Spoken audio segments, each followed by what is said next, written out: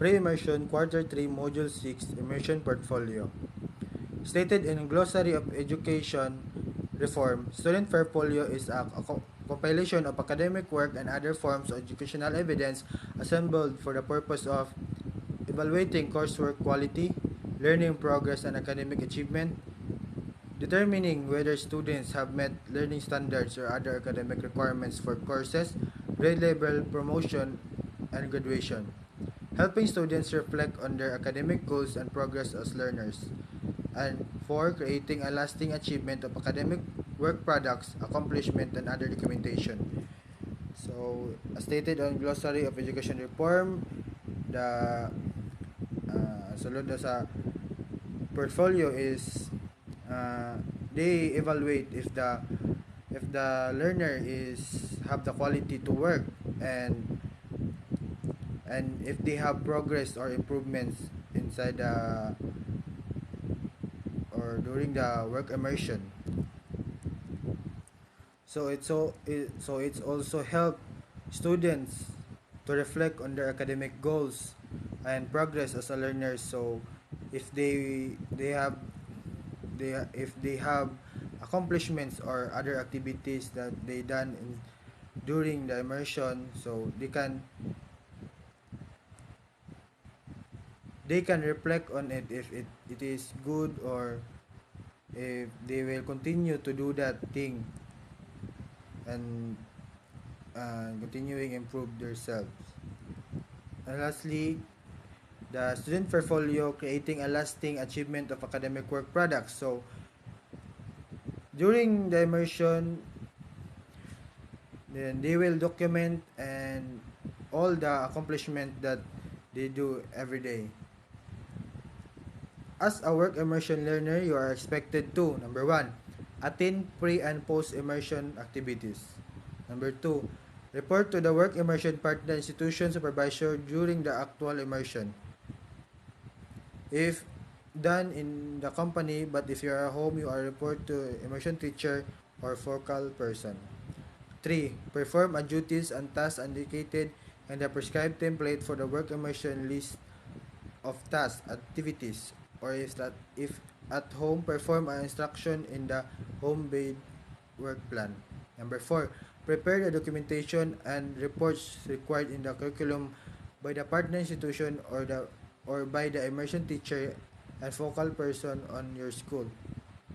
So we are attending pre and post immersion. Pre pre immersion activities are there's the one when you are going to be you are going to attend seminars or briefing, so they will teach you what to do and what you didn't don't do inside the facility. So every day you will report to the work immersion partner institution supervisor during the actual immersion. So every day you will go to your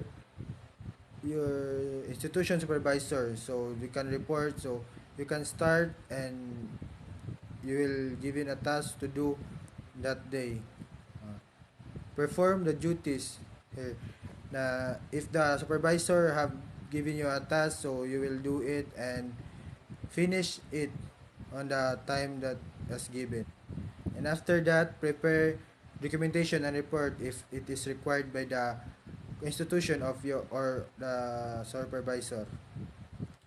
Lesson: in previous work immersion culminating activity, learners have to be deployed for 10 days in the respective workplaces, or if it is a culminating activity, they have to present an actual performance or do actual social responsibility. But during the time of crisis, we need to adjust to the situation where we will do it online or offline at home. Being a work immersion learner trainee in a company or at home, you will have to take note of the duties and responsibility of the immersion learner. Forms of portfolio. 1. Notebooks filled with documents. 2. Notes. 3. Graphics. 4. Letters. 5. Resume. 6. Physical collection of student work like assignments, journals, tests, artworks, lab reports, physical projects, or any other materials, self-reflection by the students. What is online portfolio? Online portfolio is often called digital portfolios or e-portfolios. Examples: blogs, online journals, reflection about learning activities, progress, and accomplishment. And the last is digital artifacts like student created videos, multimedia, presentations, spreadsheets, websites, photographs. Those are forms of portfolio which can be used as proof of your accomplishment and learning. Whether it's online portfolio or printed, it's up to you based on your resources. What is important is you have documents and entries in your portfolio. Immersion teacher uses it as basis and part of your grades in work immersion, which is requirements for graduation. In preparing for your portfolio, please be guided by its content based on the depend curriculum guide for work immersion. 1. Accomplish form. You learn from your last module the different form you need to fill out and accomplish. So those forms will be included in your portfolio. 2. Picture of work site and narrating output project with caption. Since you cannot perform your work immersion in real workplace, you can ask somebody to take a picture of yourself in a station at home. Will you perform your immersion? 3. Illustration of activities form as needed. 4. Weekly diary narrative account of learning and achievement issues face and corresponding resolution. Thank you.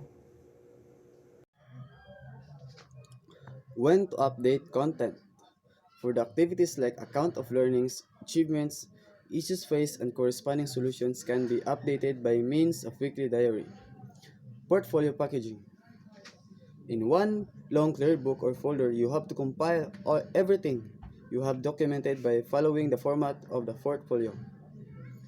Don't compile all the details, compile the highlights and those needed. Dili kailangan na ibutang tanang detalye, basta katura mga importante ug mga kailangan kaayo. You may consult your work immersion teacher or groupmates and talk about your portfolio. Pwede ka istorya sa imong maestra o sa maestro o sa classmates kung nakagikalibugan or something na wala kanimo nasabtan para maklaro nimo ang angin mong buhaton. Portfolio submission. Good afternoon, Ma'am Shaylee Laguna. I am Jean Carrillero, one of the reporter of Pre-Immersion Quarter 3, Module 6, topic all about immersion portfolio. So, portfolio submission or presentation at the end of the work immersion. So, after work immersion, you have to compile all of the highlights information accounted your important activities.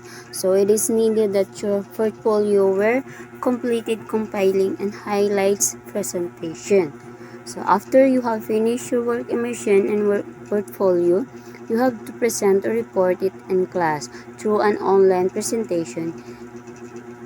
If only presentation is not possible, you may submit your printed portfolio to your teacher or other ways that a particular work immersion teacher may suggest. So, be ready to present or report your teacher after work immersion. So kailangan na makasubmit ka ng printed portfolio with all of the requirements needed because after work immersion, our teacher check it all activities and give a corresponding grade through our presentation or reports.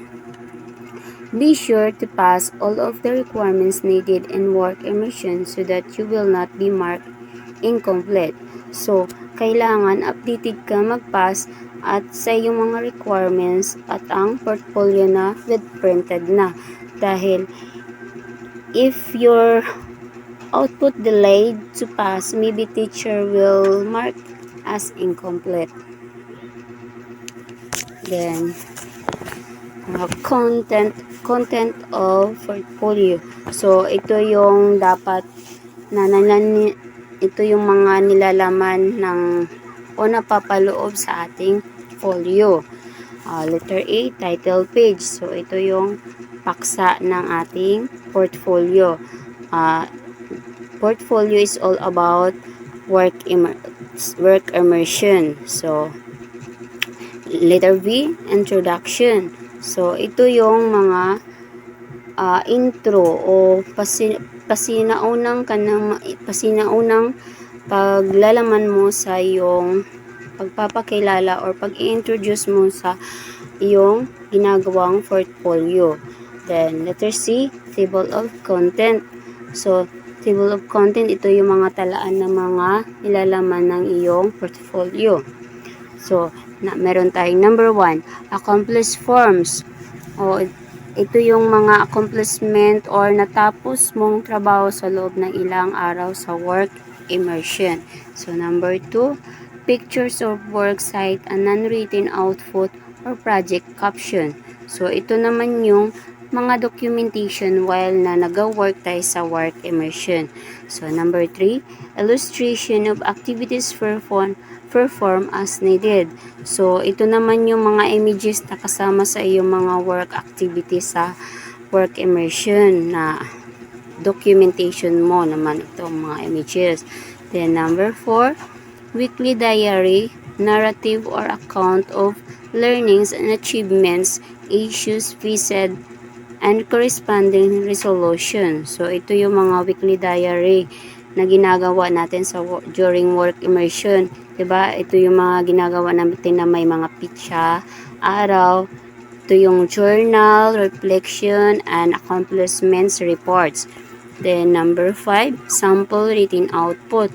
So, itong sample written output ay, ito naman yung mga activities na sa ating portfolio na may mga outlines na dapat nating i-fill up ang mga ito. Ito yung number 5 na sample written output. So, number 6, work immersion highlights. So, ito naman yung pinaka-highlights or importanteng activities na naratibo mong isusulat sa iyong output sa loob ng ilang araw mo sa work immersion or mga highlights na nangyayari sa iyong work immersion or mga activities. So, number 7, other relevant pictures or documentation. So, ito naman na yung mga collages natin sa portfolio sa last pages. Mga pictures na related sa ating work immersion. And that's all. Thank you, ma'am.